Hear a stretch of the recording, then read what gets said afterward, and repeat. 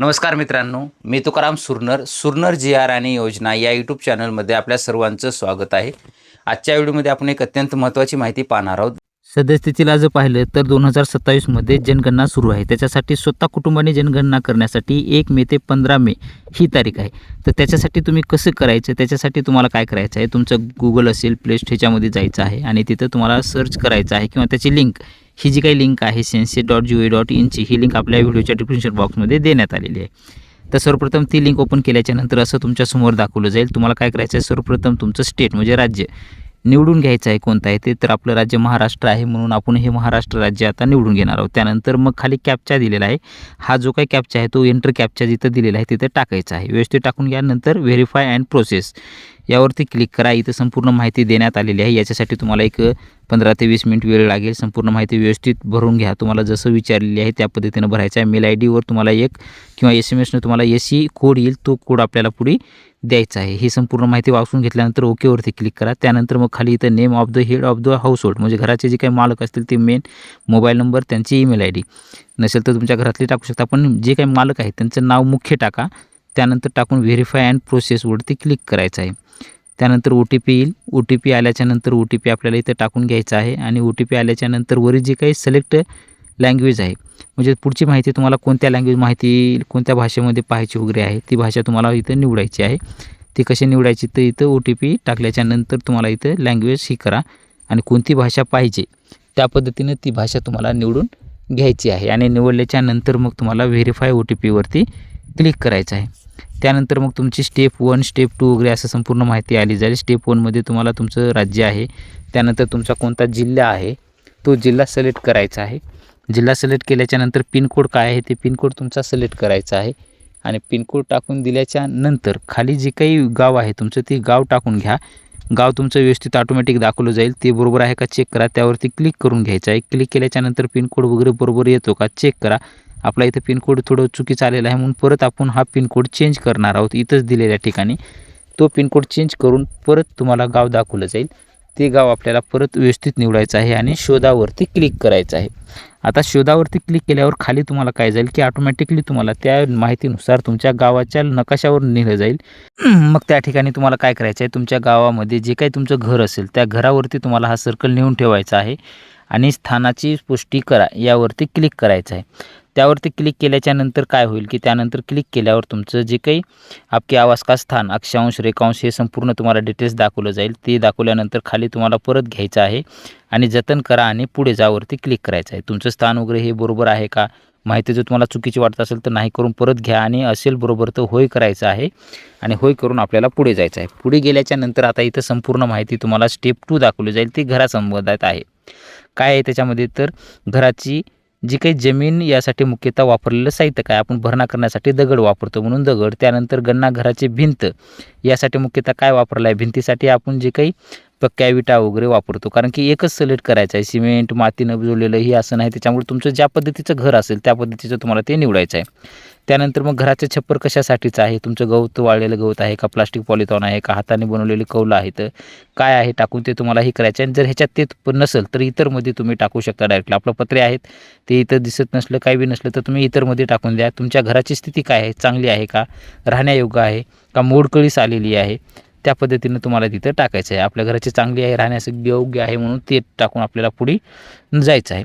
आता स्टेप 3 आलेले आहे. त्याच्यामध्ये कुटुंबाची माहिती. या कुटुंबात सामान्यतः निवास करणाऱ्या व्यक्तींची एकूण संख्या किती आहे, म्हणजे त्या कुटुंबामध्ये घरामध्ये एकच जरी हे असतील मुख्य पालनकर्ता म्हणजे जे काही कुटुंब प्रमुख असतील त्यांच्यासहित इतर जे काही त्यांचे मुलं लग्न झालेले वगैरे असतील तर ते वेगळे राहत नसतील, त्याच घरात राहत असतील तर त्याची जी काही संख्या होत असेल ती संपूर्ण संख्या इथं तुम्हाला काउंट करून आकडा टाकायचा आहे एक खट्या.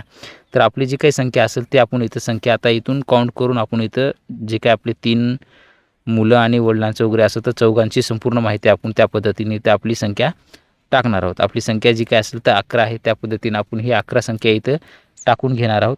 टाकल्यानंतर मग इथं कुटुंब प्रमुखाचं नाव ऑटोमॅटिकली आलं जाईल. कुटुंब प्रमुखाची भाषा निवडलेली काय असेल तर तुम्ही इंग्लिशमध्ये डायरेक्टली टाईप करू शकता, मराठी तुमची ऑटोमॅटिक येईल, ते सिलेक्ट करून घ्या.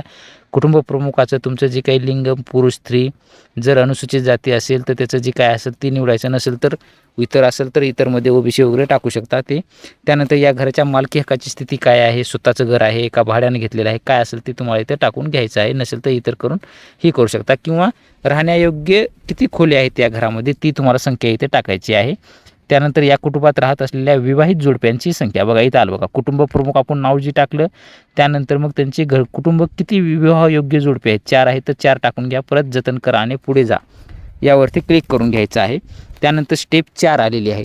स्टेप 4मध्ये काय आहे तर पिण्याच्या पाण्याचा मुख्य स्रोत काय आहे, प्रक्रिया केलेले पाणी किंवा नळाद्वारे आहे का, प्रक्रिया न केलेले पाणी नळाद्वारे का, विहीर, हातपंप, ट्यूब, झरा, जे काही पाण्याचा स्रोत असेल तुम्ही वापरत असाल त्या पद्धतीनं तुम्हाला करायचं आहे. आपण जे काय असेल तर जारचं पाणी हे करत असतो ते पद्धतीनं टाकलं. पिण्याच्या पाण्याची उपलब्ध असलेला स्रोत काय आहे, परिसरात आहे का, परिसराजवळ आहे का, दूर आहे, त्या पद्धतीने पिण्याच्या पाण्याचा घ्यायचा आहे. आपलं जे काय असेल तर परिसराजवळच आहे म्हणून आपण तो टाकणारच आहोत.